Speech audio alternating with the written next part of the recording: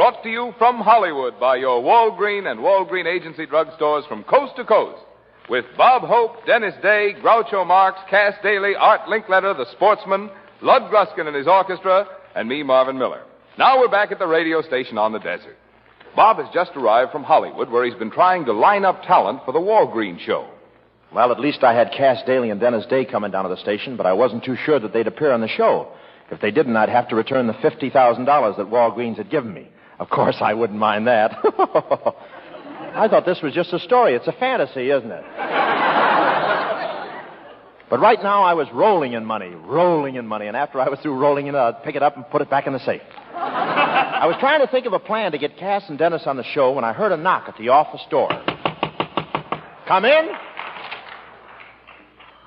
How do you do? Are you the lady of the house, or do I have smog on my glasses?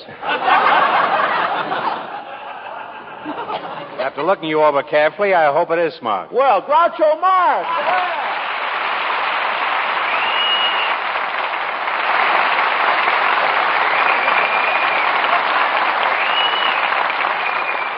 Groucho, what are you doing out here in the desert? Desert? I've been sitting in the dressing room for 40 minutes.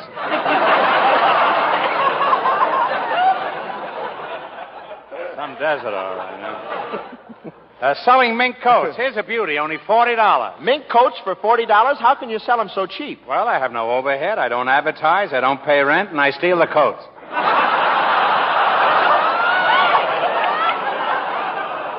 Groucho, I know you don't steal those coats. Where do you get them? Very simple. I trap them with my big musical trap. I walk out into the woods and play seductive music on my zither. The little animals hear the music, do a striptease, and take off their furs. Did I tell you about the two vultures that were plucking in? Well, it's hard to do without two.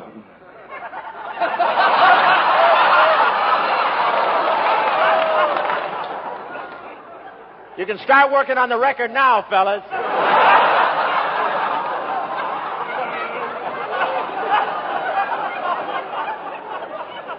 a good thing they got an extra supply of wax out there. Would we be fated? Oh! This will be the biggest crap game in history. Yeah? Look, Groucho. I think it's your time. I think so. You want to quit right now? I sure huh? never. I'm never going to give you another feed, you know.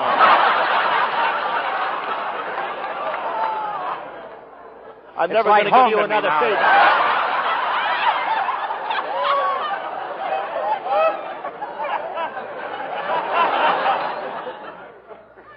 You know, we have a hookup with Lee Francis, you know.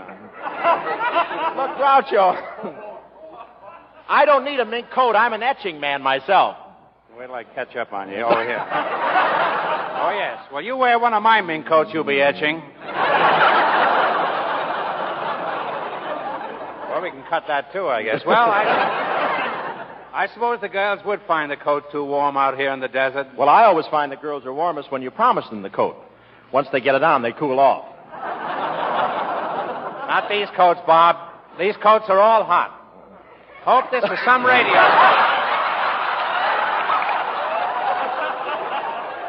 Okay, I'll do as much for you, Bob.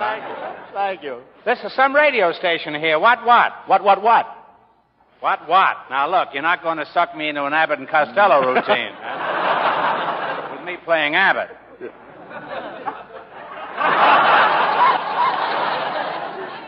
You get your own Chico. But why have you got this place hidden out in the desert? I started out last night and trying to find it was like looking for a needle in a haystack. Well, where did you stay last night? In a haystack. Well, was it comfortable? No, I kept sitting on the needle. But I found out one thing. A needle always points north.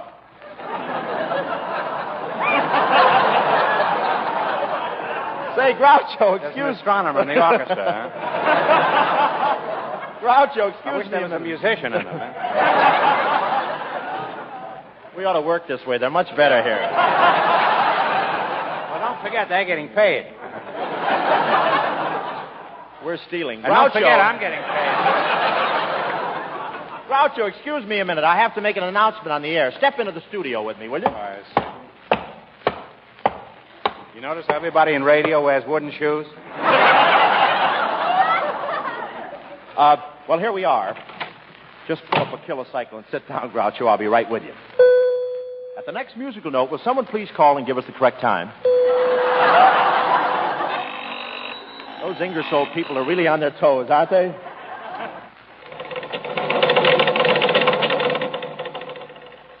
We interrupt today's musical program for a dispatch from Cairo, Egypt. But none of us understand Egyptian, so back to the program.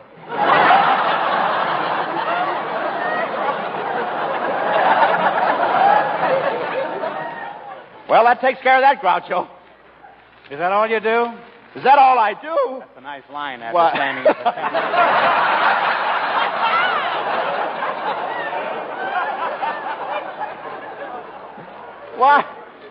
Why make announcements, give the time, do the bookkeeping, and on top of that, I'm a disc jockey. Disc jockey? My brother Chico used to be a disc jockey. He spun the records on his head. On his head, it's possible. You know, after every 1,000 records, he had to have his head sharpened. Do you unwind, or is there some place I can pull the plug out on you? Let's keep Crosby out of this, huh? Groucho, I'm just trying to prove to you that I have too much to do around here. What I need is a business manager. I'm carrying too heavy a load. You think you're carrying a load? You should have seen me last night.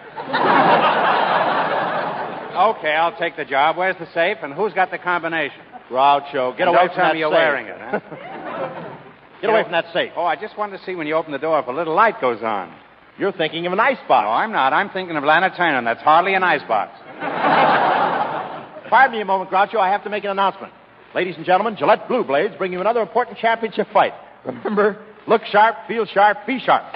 And there's the bell.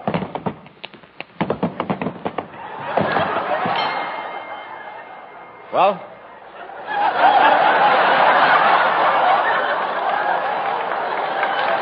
Well, Groucho, that's it.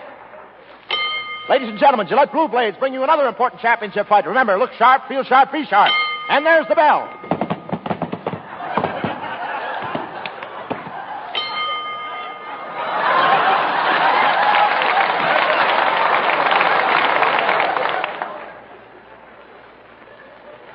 It's a nice pot I've got here, huh?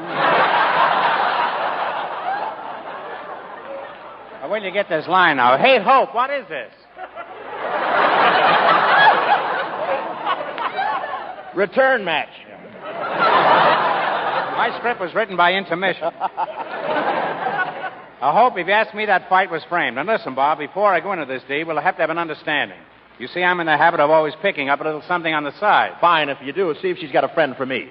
I'm talking about money. Don't worry, you'll get paid. I know, but name a figure. Rita Hayworth. I mean a round figure. Crosby. Now, just step out in here, Groucho. This will be your office. Now, anything you want. Yes, now, the first thing I want to do is put this station in better shape. The place looks terrible, Bob. You ought to get some real Venetian blinds. Real Venetian blinds? Yes, it doesn't look businesslike hanging up your long underwear and opening and closing the flap. Well, maybe I could put in a zipper. Now, look, Groucho, I think... Now, never mind what you think. Just keep your flap shut. Yeah.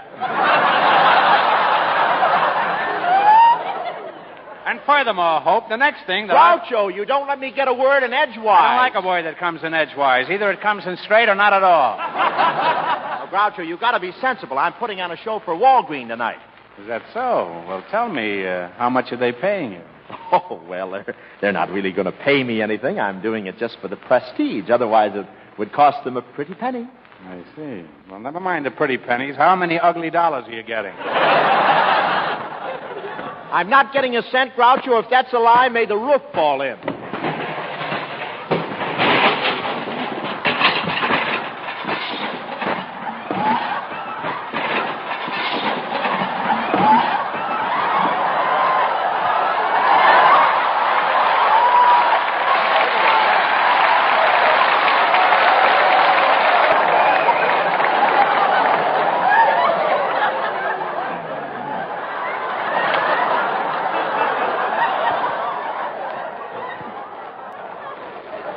I guess he won. I forgot the answer. How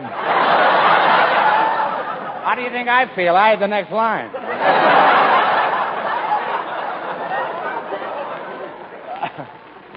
Now, Bob, let's be honest. We're both crooks. Now, Groucho, I'm not going to...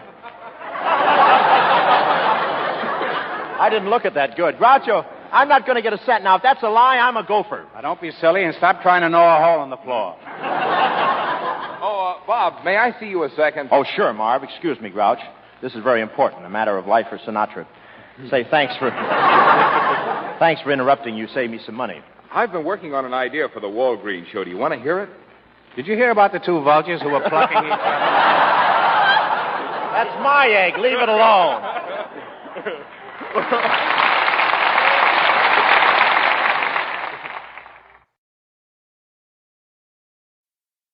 Brought to you from Hollywood by your Walgreen and Walgreen Agency drugstores from coast to coast.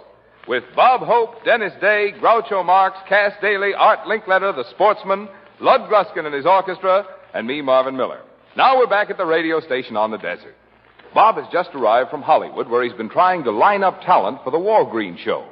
Well, at least I had Cass Daly and Dennis Day coming down to the station, but I wasn't too sure that they'd appear on the show.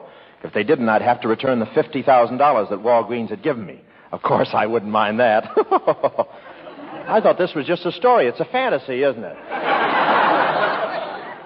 But right now, I was rolling in money, and after I was through rolling in it, I'd pick it up and put it back in the safe. I was trying to think of a plan to get Cass and Dennis on the show when I heard a knock at the office door. Come in.